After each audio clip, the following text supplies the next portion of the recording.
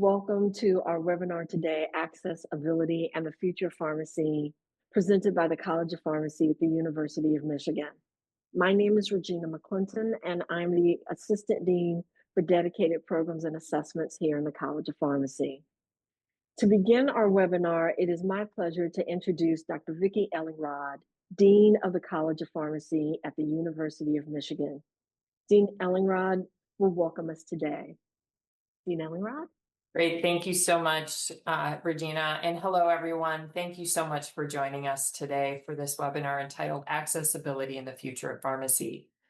I think it's a really great timely topic because the future of pharmacy is going to be defined not only by what we do clinically and scientifically, but also by who benefits from those advances and how we can intentionally build systems that work for patients and communities of all abilities. Today, we're going to explore what it means to reduce barriers and expand pathways into the profession, as well as designing care that's inclusive, accessible, and responsible. I'm especially thankful to our speakers and partners for sharing their expertise and lived experiences, and to all of you for bringing your questions and perspectives today. We encourage you to use the Q&A and the chat throughout the program to stay engaged because the solutions that we need are going to come from collaboration. And with that, I want to thank Regina again, as well as the McKesson Foundation for supporting this initiative. And let's get started. As always, go blue. Thank you, Dean Ellingrod. Really appreciate that. Throughout the webinar, you're invited to enter your questions into the Q&A box. We also will have resources that we'll be sharing with you at the end of the webinar, and those will include full biographies of our speakers. So I'm going to keep my introductions brief in order to give them more time. And now it is my pleasure to introduce our keynote speaker, Dr. Lisa Meeks. If you do not know Lisa Meeks, it's good that you're here. Her transformative work has positioned her as the primary thought leader in healthcare education access for those with disabilities. She's written several books, numerous articles, and is the founder of Docs with Disabilities. Dr. Meeks, we are glad to have you here. The floor is yours. Thank you so much. Okay. Well, I'm going to start with a resounding go blue, as well as someone who went through fellowship at Michigan and who still holds an appointment in family medicine. Michigan is certainly near and dear to my heart, and Michigan is what made me a researcher. So I owe Michigan a huge debt of gratitude. I also want to just start by saying I'm entering this space with a lot of humility. Please, while I do a considerable amount of work across health professions education, I am not a pharmacist, nor am I a pharmacy researcher. I do my work primarily by partnering with others, not only leaders in pharmacy education, but clinical educators, and really, really importantly, students with disabilities who are in pharmacy education. So with that, I want to give you a sense fairly quickly of what we are doing, where we're going, and kind of where we've been, what has been accomplished in pharmacy thus far. I had the privilege of recently publishing a paper in a pharmacy journal. And in my work and doing the background, I was really excited to find quite a few papers in pharmacy education, in pharmacy specific journals related to learners with disabilities. A few of the things that you see on the screen are just from the last 3 to 4 years. So what I'm seeing is not only scholarship in the literature on why we should be admitting individuals with disabilities into pharmacy education, the benefits of that, but the important how to. What are the structural barriers? What do we need to be thinking about? And how do we address some of the, excuse me, prevailing issues that we have, including ableism? And so this was a really exciting thing for me to discover as I started to do work in pharmacy education. And for me, I feel like in all systems, we've done quite a bit of work in medicine. We are getting a pretty good gathering of research and systems change recommendations in nursing. And so to see it moving into pharmacy and PT and OT and other areas is really exciting. And if you look at the work and how it progresses, it tends to progress in the same way. We start with admission. A lot of the work starts with papers about the barriers at the admission level, including things like technical standards, and then work about process and policy, the things that are structural barriers to inclusion of individuals with disabilities. And these are the two pathways, as you'll see on the left-hand side of this slide. This denotion of a gear kind of represents how that work moves out to start moving systems change. The other thing that it does is normalize this idea of individuals with disabilities being in the educational space. And that's really, really important. What I have seen and what gets me so excited about pharmacy education is that it's almost like a domino effect. And a few papers, get people excited, people that were thinking about doing this work, but perhaps didn't think that it would be accepted as scholarly work.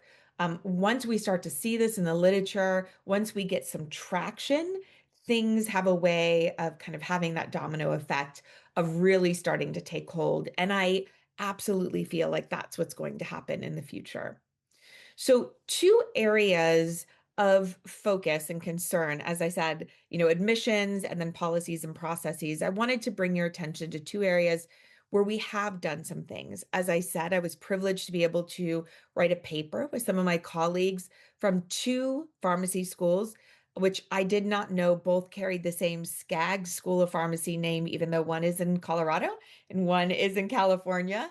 I guess the Skaggs family has really loves pharmacy, but both of those schools had undergone an evaluation of their program, and as part of that, had transformed their technical standards into more accessible technical standards. And so, with me being the cheerleader and non-pharmacist, I was able to move all of this great work into a publication that is now available that gives a copy of their technical standards and talks about what they did to get there. But also, we worked with the AACP to present a webinar on improving technical standards, bringing technical standards into the 21st century.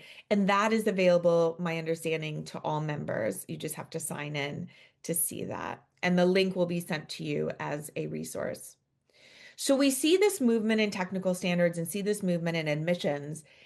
And as we start to admit, if our changes are doing a good job, as we start to admit more and more pharmacy students, then we need to bring them into environments that are set up such that they will have access to the program and will be able to succeed.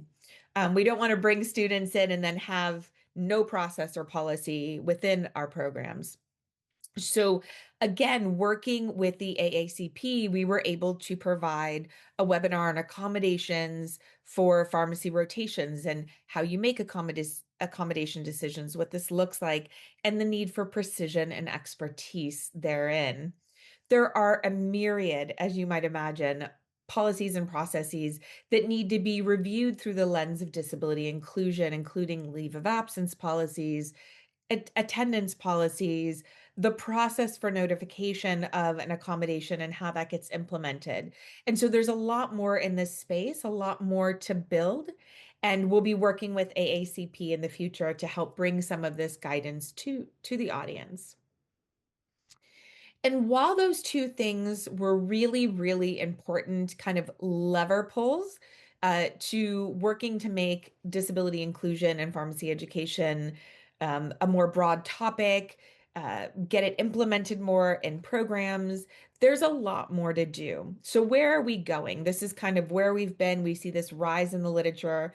We see the AACP stepping in and doing a lot of work in this space to support its program members. But what do we need next? And for me as a researcher, data seems to be the key that helps us unlock, more and more information. And when we can more discreetly identify barriers because we've collected data and more more wholly and fully understand the learner experience, we're able to then go in and adjust our learning spaces to make sure that they're more and more accessible. The interesting thing about accessibility, and for those of you using captioning today, you'll see just one example of it. Many times when we review policies, processes, or implementations, and we review them through the lens of disability inclusion, we often wind up changing systems for the better for every learner that we have. Captioning being one example. Many people who are not deaf and hard of hearing benefit from the dual modality of having the audio available to them as well as the visual of the words and what is being spoken. It helps people to really hone in and attend. So what do we need? We need nationwide data. We need to be able to not only, as I said, identify the barriers, kind of the stopping points, the gaps in the learner experiences so that we can better understand the landscape. But when we do that, we also, if we have national data, are able to set some benchmarks and compare our programs to how other programs are performing. It gives individual schools an opportunity to do a self-evaluation against kind of the average and the ideal, if you will. So national data is the next step. And we have been luckily working with the AACP in developing questions that we had adopted for both the AAMC, so the Medical Association, and the AACN, the Nursing Association. Also, having the same questions and collecting data in similar ways allows us to do comparison across health professions, programs, and specialties so that we can have a really large kind of gestalt snapshot of what's happening in health professions widely. So what can you do? We see that there is some movement and some really exciting and important movement in the field, but it's really important to also think about what you can do in your program, in your space. And I think you are powerful. So no matter how you have found yourself here today, whether you're a pharmacy student, whether you're a dean of a pharmacy school, if you hold another leadership role in the school, or you're a clinical educator, there are things that you personally can do that are going to help shape the field for a more disability inclusive space. And this is not just with our learners. You can increase access, as you heard the dean say, when we think about accessibility wholly throughout our program, those changes that we're making for our learners, we also start to think about how this impacts our patients. So you can improve access for patients by simply understanding more about disability and disability inclusion. So that same educational process you're going through to better understand it for your learners helps you be a better caretaker and pharmacist for your patients. Number two, inclusion for your learners. Certainly, there's a myriad of guidance across health professions programs on how to create more accessible spaces. You'll probably hear our speakers talk about this today. One of the biggest things you can do is identify what ableism is in your space, understand the definition of ableism, and understand what it does, how it shows up in pharmacy education, and what it does to kind of undergird the barriers that we see in pharmacy education. And as part of that, understanding how to disrupt it is equally important. So once you're able to identify it, understand what it means, and then locate it in your space, you can start to change your own perception. What I invite everyone to do, a couple of simple exercises, is that when you have a thought about somebody with a disability or disability in general, is to stop, really pay attention to where that's coming from, what professional experiences, personal experiences, or learned experiences through your training have you had that make you come to a conclusion about a person with a disability? And are those grounded in facts? So when we do that, it's a way of disrupting these ableist thoughts, ableism being, this idea that somebody with a disability may be less capable or may not be able to do a certain procedure or a certain task or practice in a certain setting. Oftentimes, when you kind of untangle that thinking, you see that people actually can work across several different spaces and can do a lot more than you would assume based on what you've been taught and what society really reinforces for us. And then the thing that is really interesting here is that you can also be a support for your peers by doing this. While we don't have great data on the number of pharmacists that are practicing currently that have disabilities, I promise you, with 1 in 4 individuals, adults in the United States having a disability, you are working alongside and among people with disabilities every day. 85% of the disabilities that people hold or disability identities that they hold are not apparent to you. So you may not be aware that you're working with people who have a disability identity, but I promise you, you are. The good news is that collectively, when you start to educate yourself, you do some research on ableism, you engage in training on anti-ableist training, and you teach yourself how to disrupt these thoughts that come up, you can be really impactful in several spaces. So I've already invited you to think about when disability comes up for you, how to stop, center yourself, and ground what you're thinking either in evidence or what is the counter explanation for this? What is the counter possibility for this as well? And to kind of do this cognitive exercise with yourself. But you're not the only person that's going to have ableist feelings come up. Certainly, this is a huge issue in medicine writ large. And most people don't recognize any ableist thoughts or ableist ideas that they're having. So, how can you help your peers and your colleagues? When someone says something that feels like it's not quite true, you can very kindly invite them in by saying, "Tell me more about that," or "Tell me more about why you think that," or "Hey, let's talk about that together. What is the other possibility that could be correct in this scenario?" This usually looks like a learner perhaps that's a wheelchair user, that's deaf and hard of hearing, or a learner that discloses a learning disability. And all of a sudden, a lot of fears come to the surface, a lot of things that you think the learner won't be able to do, when in fact, the majority of learners that are qualified to enter your programs can do all of the things that your programs require. So as we close, and I'm so excited about listening to my peers that I've just met and hearing their personal stories. Personal stories are the number one thing that changes hearts and minds and moves the work forward. You can also listen to our podcast, Docs with Disabilities, where we have some interviews, and I've given that information in the resources that'll be sent to you. But the good news is we've done a lot of work. Your association, educational association, is on board and working to provide you with resources. Researchers are working on this and getting published every day. And you have a lot of control. You are very powerful, and your individual level behaviors and changes can help change a system. Thank you so much for allowing me to give you a few minutes.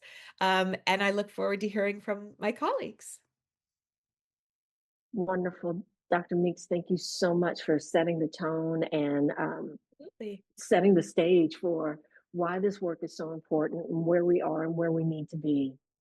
Absolutely. And so the resources Dr. Meeks referenced will be in a handout that we will be sharing with you all at the end of the webinar today.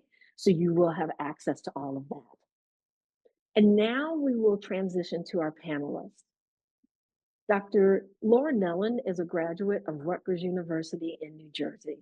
She is a specialty pharmacist and specializes in providing personalized care for patients with complex conditions such as HIV and hepatitis. She advocates for inclusive practices, health equity, and patient-centered solutions to reduce disparities for disabled and chronically ill individuals. Dr. Jennifer Williams is a graduate of Harding University in Arkansas and is currently a clinical pharmacist in Iowa.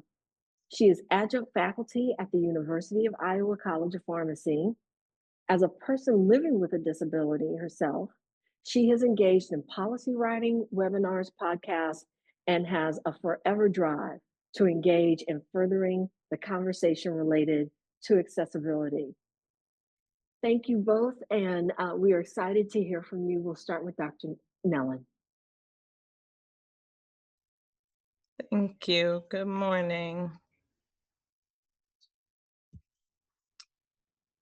I will be pulling up my slides momentarily.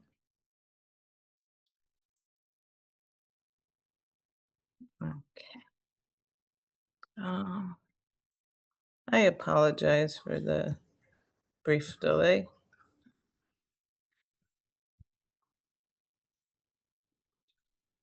All right, let's get started.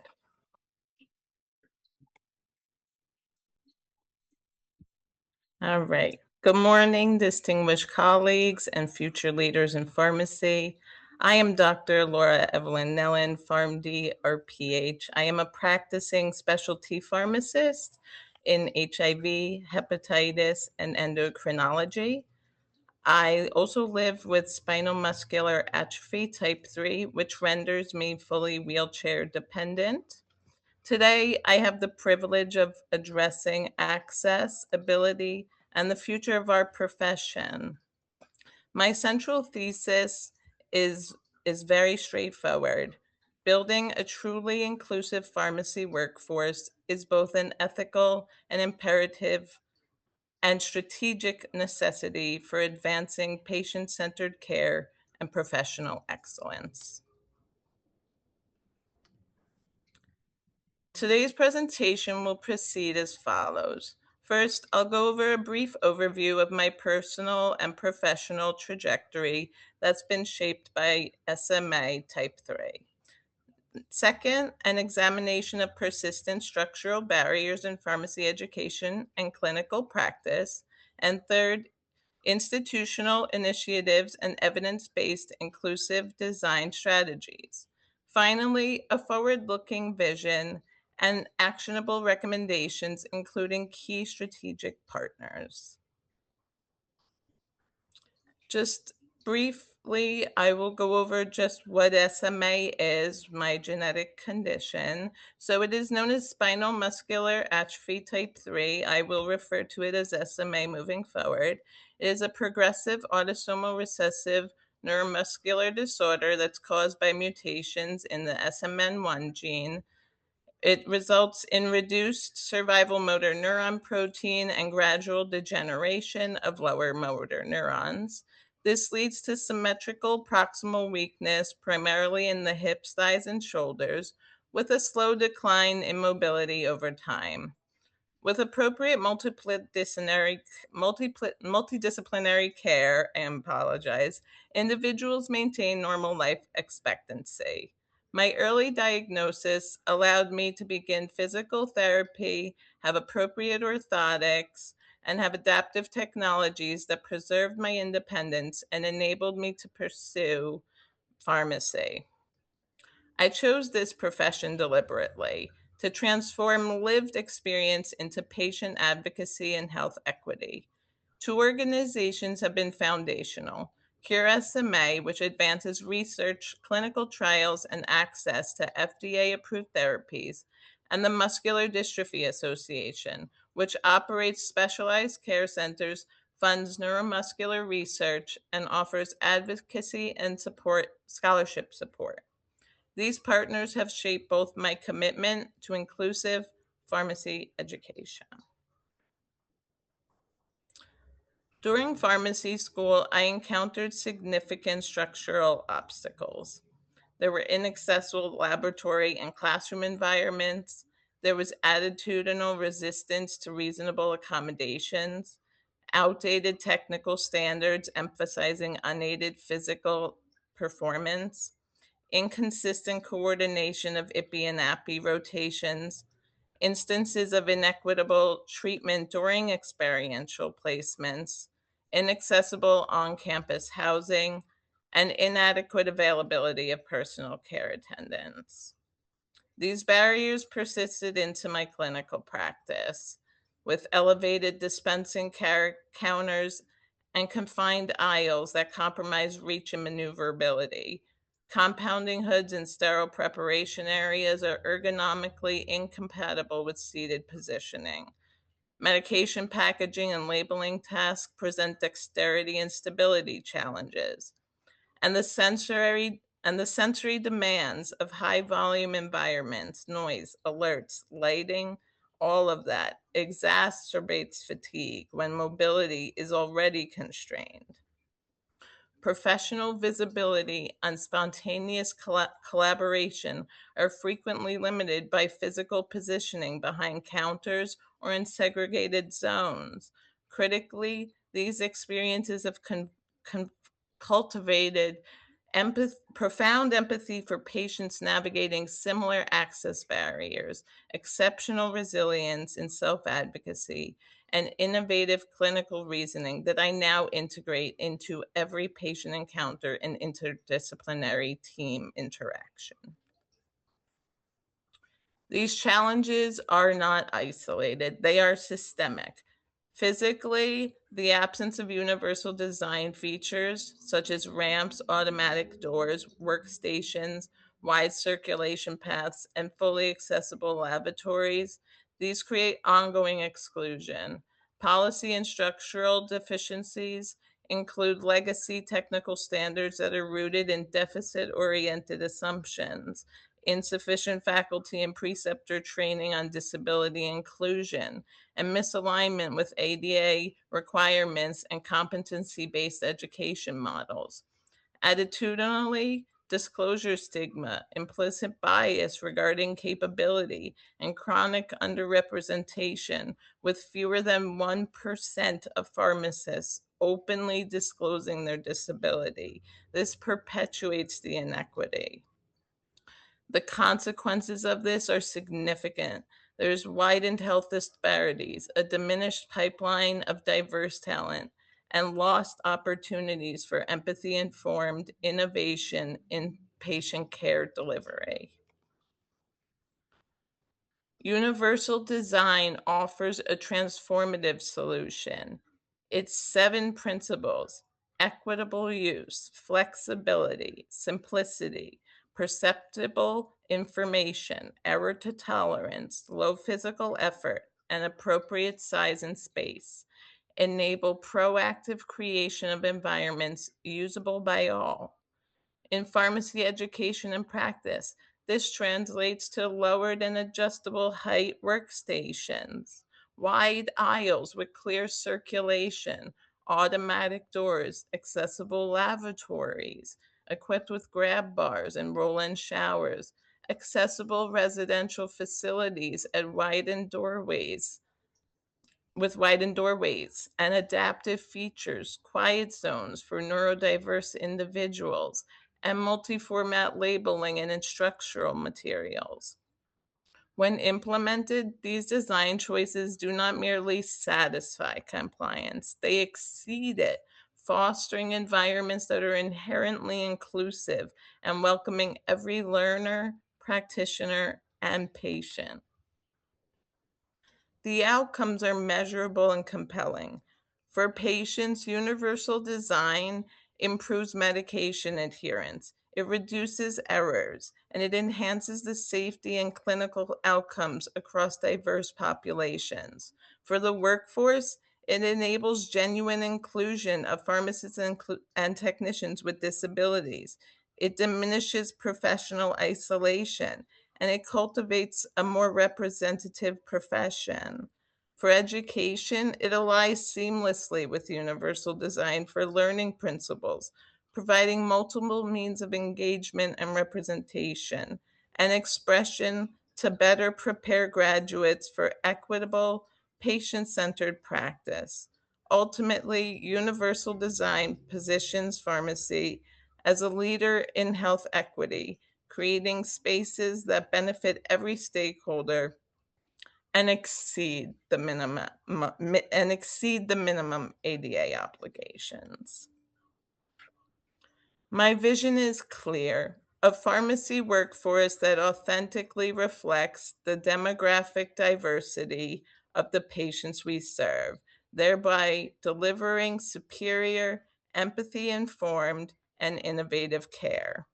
To realize this vision, I urge engagement with strategic partners, the Society for Pharmacists with Disabilities, AHEAD, for post-secondary equity expertise, ADHCE for disability inclusion in health professions curricula, AAPD for national civil rights advocacy, and Cure SMA and MDA for neuromuscular specific resources and support.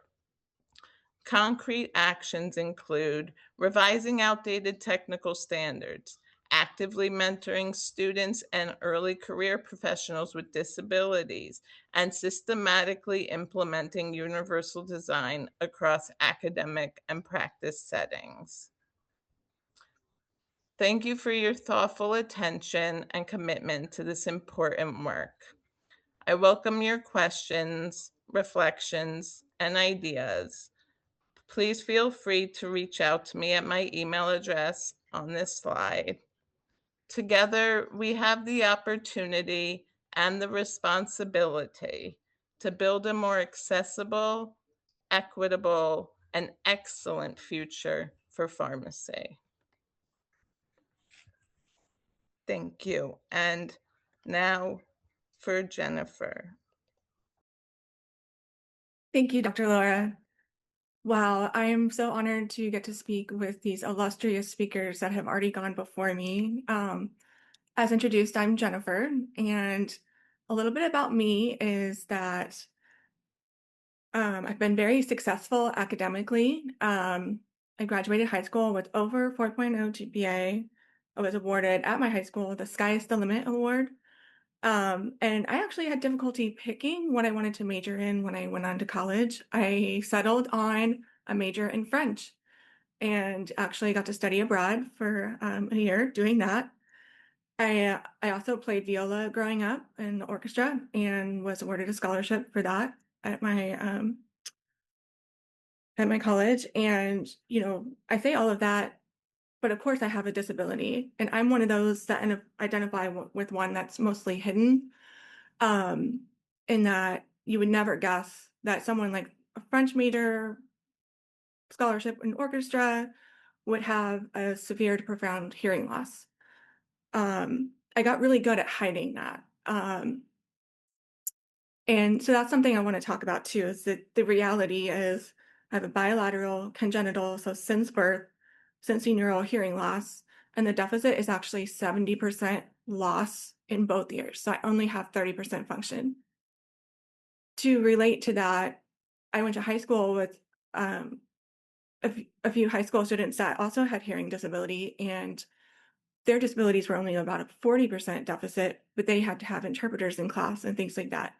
And I went to mainstream school my entire education, and I just have to really call out to like, hey, mom, I really attribute a lot of my success to her, is that she looked at me and still expected things. She didn't listen to the prevailing thought at the time I was born, 1985, was 70% deficit, going to need to put her in placement or a special education program, things like that. But she really worked with me, and I am where I am today because of my mom. That said, I did have some assistance. I wear hearing aids.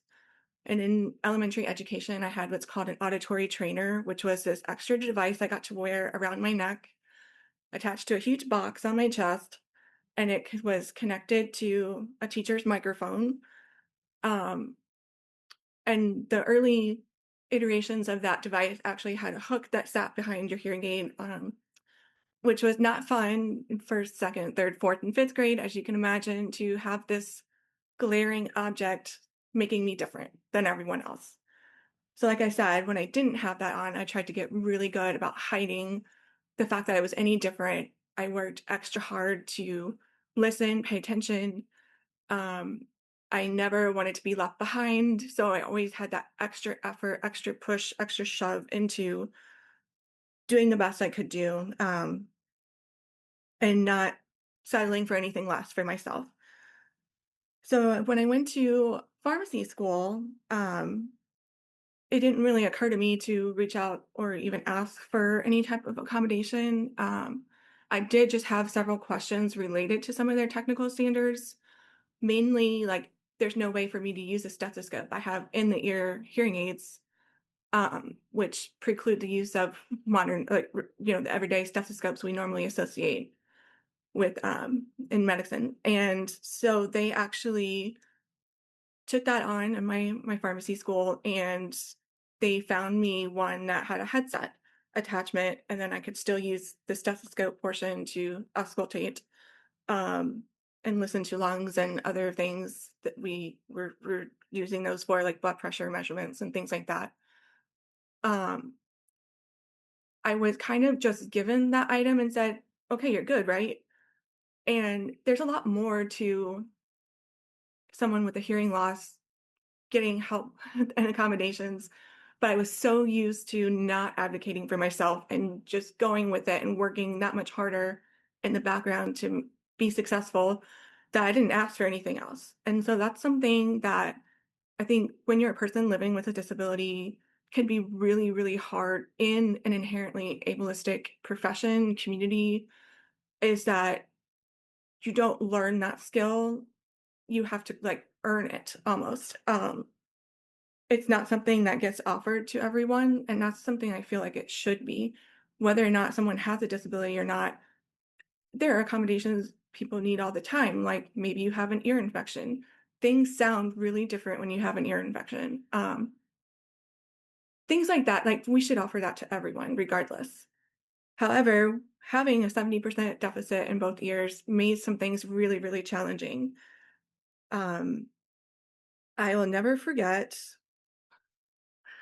Um, in my fourth year of pharmacy school, I was actually volunteering. I did a lot of volunteer work with the younger classes to help them with their off-site um, volunteer activities. So we were actually doing blood pressure assessments and a few other glucometers and things like that, just general health kind of assessments in the community. And I was overseeing their work. I had brought my stethoscope, my specialized one, but we were in a warehouse type building, and I knew their setting was not appropriate for me to even attempt to use the stethoscope and even hope to screen for anything.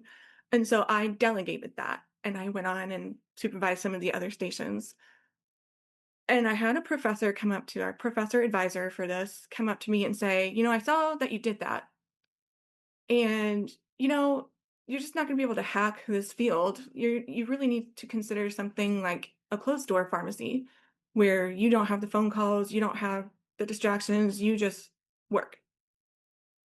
And I'll never forget that because this individual already knew that I wanted to be a clinical pharmacist. I had my sights set on hospital pharmacy career. This is towards the end of my educational experience with them, and that was what he chose to say to me.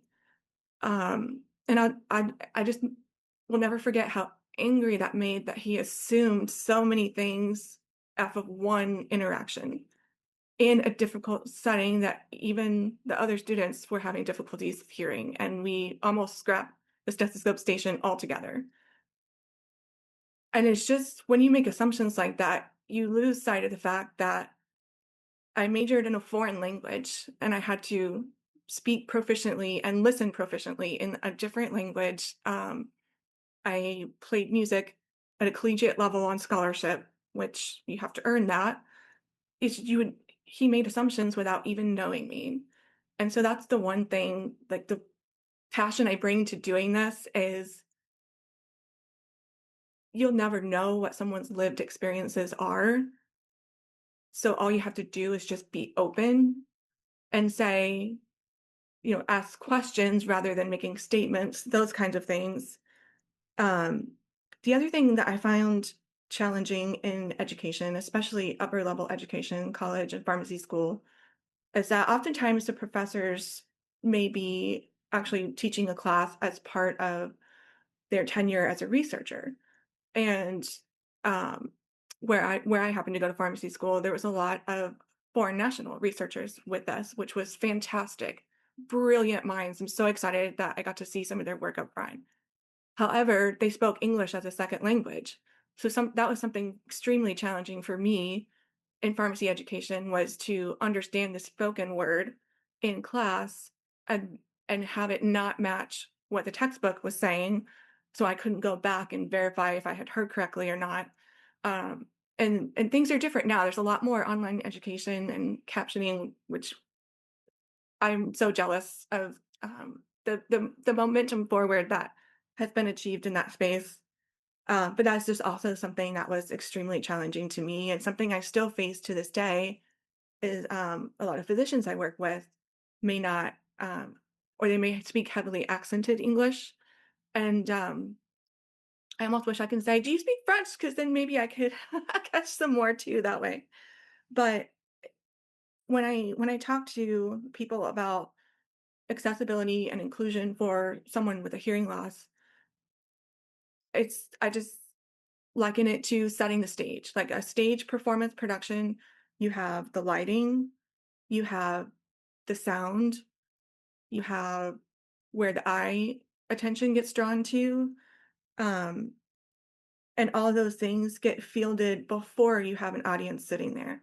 So that's what I would also encourage people, is to walk through their spaces and visualize it beforehand with certain settings in mind, and figure out if that's, an appropriate setting for the learner that you might be expecting.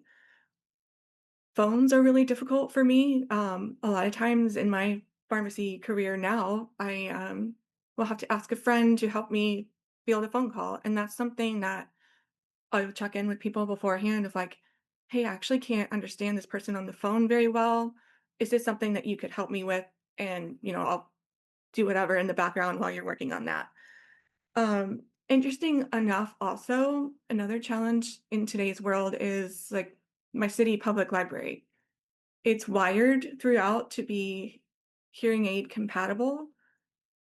However, when I walk into that space, I don't need to connect my hearing aids. I'd like to sit next to a partner that's sitting next to me and maybe have a conversation with them. I don't want to automatically sync into.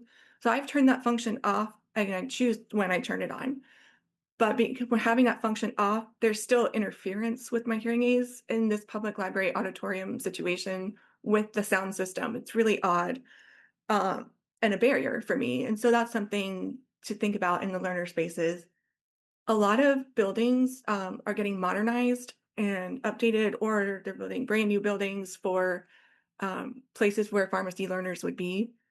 And a lot of those newer spaces are designed with these lovely vaulted ceilings and, um, lovely shiny surfaces, but all of that bounces and reflects sound. And so, depending on the hearing aid that a person might be wearing, for someone like me, there's microphone placements and I can pick all of it up. I can't just focus on one thing and bleed something else out. Um, and so it can be really challenging that way too. So the best advice and tip I can give is just to ask. And as has been mentioned before, is to be discreet when doing that, because it's still something, there is a shame and a stigma associated with living with a disability. It's just the reality, because everything is so inherently ableistic, in our society and most environments. And so just having a mechanism in place at every stage of a learner's process in your organization is what will help broaden that access, making it a welcome thing to talk about, um, making sure that, the professors and those that interact with learners are never making assumptions. And so I really like the visualization exercise Dr. Meeks mentioned, of, like, when you jump to something, you got to stop and reflect on it. And that's exactly what I would say too. Um, and then I think I would leave us with this thought here of two things. Self-advocacy is something that I think people expect from people living with a disability, but it's not something you can expect from everyone, because it's not something that has been inherently, welcomed, as kind of mentioned before. So that's where your peer-to-peer things like that, of making it normal, um, making it accepted, making it expected, will help someone's advocacy journey so much. And then the second thing is, if it's right for the patient, it's right for pharmacy, is something that someone at the Iowa Pharmacy Association mentions at almost every single one of our meetings. And I would take that a step further here in this space, is if it's right for the patient, it's right for pharmacy education. You will absolutely have patients with disabilities. So you absolutely will have learners with disabilities as well. And you absolutely, it's essential for all of us to know what ableism is, and then to know how to reach out and welcome and make things more accessible. Thank you.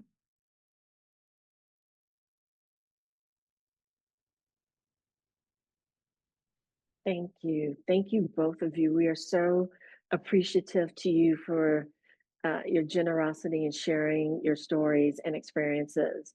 What you've shared today has enlightened us about the challenges those who want to become pharmacists and have a disability face, which I hope and expect will allow us to do better to support them, us being colleges and schools of pharmacy. Now we're happy to answer your questions. If we don't get to your questions today, I will share them with the speakers, and we will share the answers out with those of you who have registered. We have your contact information. So our first question is, what are some structural barriers you see repeatedly across institutions that still need to be addressed? And I'll just open the floor, and whoever would like to start with that. I can start with the experience as a policy person. Um, the biggest thing that we're finding from medicine, and I suspect we will find it from nursing, I suspect it will be thematic across all health professions, is the lack of expertise of the people making decisions and the lack of knowledge. So, in other words, the person that Jennifer or Laura would have needed to go to in the time that they were matriculating into the program and disclose their disability to and work with to get accommodations, those individuals are often people who are situated in the main university setting. They work with English 101, History 102, and they're used to additional time on tests and reduced distraction location. They may have expertise, and often these offices have expertise in assistive technology, that sort of thing, but they don't have people who are specializing in health professions education. And so that clinical portion kind of gets lost. And what we're hearing nationwide is that students are being fairly well accommodated in the didactic portion of their education. And then when it comes to clinical, they're being told, oh, sorry, we don't do clinical accommodations. And if someone is developing a clinical accommodation plan, the student is told, these are the things that might be possible. You take this on and you give it to the preceptor. And if they think it's okay, then they'll do it. This lack of authority and lack of understanding of clinical education is highly problematic. If you think about it, the university has designated someone as the ADA person to enact these decisions. This person is usually neither an attorney, they come from a myriad of backgrounds. This is actually an unregulated, uncredentialed profession, which is part of the problem. We're working on getting some credentialing. But so you have these people from a myriad of backgrounds who have differing skills, all very well intended, I think, for the most part, very lovely humans, some of my favorite groups, but they're lacking the expertise. And then they are put in a position to make a legally binding decision that carries material consequences for both the learner and the program and the patients without any understanding of clinical education. So if I had to get on a soapbox about one single thing, it would be this. It would be that you have admissions committees that are usually, I mean, to be honest, most committees are on board. Once you sit with them and you have conversations, they're like, let's do it. This is the right thing to do. It's the right thing to do for healthcare. We all know that a more diverse healthcare workforce is better for everyone, including our patients. So everyone is usually on board in admissions. The policy and process people take a while to get there, but we can get there. But in the middle, the conduit between admission and decision is this space of the disability resource professional. So if things go wrong, it's not good, and it can actually have a very negative impact on the learner, even with the learner not being at fault. The inexperience of the disability resource person can, kind of elicit distrust among clinical faculty members. Accommodations that get proposed can often be met with a lot of resistance because they don't carry the specificity needed. And it's very clear that the DRP does not know pharmacy education. And that elicits distrust. And so it's really a partnership that's supposed to be happening. And additional training and skill for the DRP is necessary if they're going to adjudicate decisions at the pharmacy education level. I mean, I just don't think the system works the way that it's supposed to when it comes to decision making. And this, like I said, has really big consequences for the learner. And then keeping the process in a black box kind of goes hand in hand with that, where you are not transparent with any party. The learner doesn't know what's happening. They're sending off documentation to this, again, black box of, disability at michigan.edu. That is intimidating and scary, and it brings up every single insecurity you have. As you know, Regina, I live with a disability, and I would not, there has not been a time where I would have disclosed that at any of the institutions that I've been at in exchange for accommodations. And that's really sad for me to say out loud. But the bias, even when you have the privilege that I have in this space, at the career stage that I'm at, even with all of that, even with the best healthcare at the best places that outwardly look the most inclusive, the bias is very real. It's very real. It's very deep. It's very broad. And I would personally be afraid. And I actually really applaud and honor any student that discloses, even though we may believe that, oh, students are just disclosing willy-nilly, hand over fist. There's so many of them. What is happening? If you really knew what it took to get to the point of disclosure, it is so, so difficult. It is a decision that you cannot take back. And that you will be now, there will be an added layer or lens of how you will be evaluated moving forward. Regardless, like I said, ableism is something that we're socialized to. Society reinforces it every day.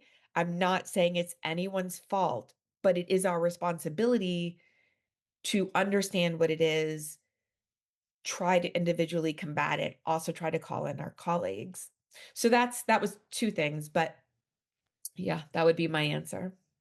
I 100% echo that. And that's why I mentioned the self-advocacy does not come naturally. Nobody's ever taught to do that. You have to like earn your stripes, so to speak, to get to that comfort level. And same for me to this day, I pick and choose if I disclose until I have to, due to whatever circumstance, like lab, I need a specialized stethoscope. And you absolutely carry every poor interaction you have ever had with you the next time you have to think about it. Absolutely. And so that is something where it almost gets harder and harder to want to disclose or do things like that. So that's something that I had to take a lot of time to actually unlearn here in the last 5 years or so, to unlearn some of that hesitance. And it'll never go 100% of the way. So, but I have to echo and agree that is that is a huge barrier. Yeah. Thank you. Thank you. I want to get to another question, but that was just like the most excellent answer. Thank you both. Just a very Yeah. brief, really quick answer that is super easy fix: buttons on doors. A lot of places don't have them. Super easy fix. Thank you. We will keep that. Yes, Just that's to keep a important. quick, brief, general answer. So another question is, do you find that as colleges update technical standards and become more accommodating, the associated community healthcare sites also become more accommodating and kind of along with that, what's the optimal way to disclose to preceptors that a student has a disability? Should that be the Office of Experiential Education disclosing it or the student prior to the rotation assignment? I can speak on my personal experience. Um, so when I had spoken with my dean of the um, e- experiential department, and we decided together that I wanted to disclose it. And I am glad I did, because there were certain companies that did not want me there because I was in a wheelchair. And then but even though I did disclose it, and there were companies that said it was accessible and they would take me on, there would still be biases throughout the experiential experience. Personally, they would assign different workloads to me that were not the same for other students because they assumed my capabilities without asking my capabilities. So that's just my own personal. I honestly believe it's up to each individual whether they want to disclose or not. And I would add the process and policy part of that. I think Laura's spot on. Um, I think for process, if a student has a disability that's non-apparent and they don't require accommodations, there's no reason to disclose that. And I would be very concerned about a program that felt they needed to disclose that. Um, for a student that requires accommodations, I think a conversation with the student about how the disclosure will work, what will be disclosed, to what extent. Again, diagnosis almost never has to be disclosed.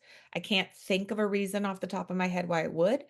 But I think we do ourselves are in as programs. I will meet with programs who say, well, our community centers will never accept a student. And, it's and I say, well, how did you bring it up? And they said, well, we went to the people and we sent an email and it was, we basically begged them. We said, we really would appreciate if you would, we have this disabled student and they need this and this and this. And we really are looking for a great space. Um, and I thought, well, that you have a marketing issue, right? You have a marketing issue. Why would anyone, when you present a student that way, why would anyone be saying, let's do it. Let's get this done. You need to be having a conversation that is better informed, where you're controlling the narrative and the narrative is positive. An example would be, we are so excited to tell you we're matching a student to your location that lives with this or is a wheelchair user. We know that you have an accessible space because your building was built and da da da da, but we'd love to do a walkthrough with you. Now, let us just remind you that because it's our program, our student, we will incur the cost of any accommodation need and we'll help manage that. But we're really excited about what we can do together. Pharmacy is really growing and the diversity is growing. Sending them articles about pharmacists with disabilities in practice is always a great way to kind of foreground the conversation and to just show with stories and examples that this isn't rocket science to a large extent, and that the biggest barrier is attitudinal. Now, if at that center you need assistive technology or you need to do something, retrofit something, a room, you work with the center and you take the responsibility because legally it is your responsibility.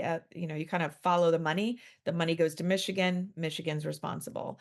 Now you are not, there's exceptions, you're not responsible for retrofitting an entire building, that sort of thing. But I also think with a lot of the placements that pharmacy students go into, the commercial placements, so CVS, Target, all of those places, those companies have very big, well, they had very big DEI commitments. And so for those that still do, lean into your shared vision and mission, right? We both value X. As people who value X, we're going to move forward with, you know, living and breathing our value system, and including this learner is part of that. You don't want to go to the extent where you're putting the learner in a position to be kind of an inspiration to others. That's very disarming and troublesome. But you do want to put a positive spin on it, and it is a positive, so it shouldn't even be that much of a spin, right? But when you go to a community center and you say, oh, we've got to do this and this and that, and you are anxious about it and you are having misgivings about it, that comes across. And when it comes across like that, it's not hard to understand why they feel that way.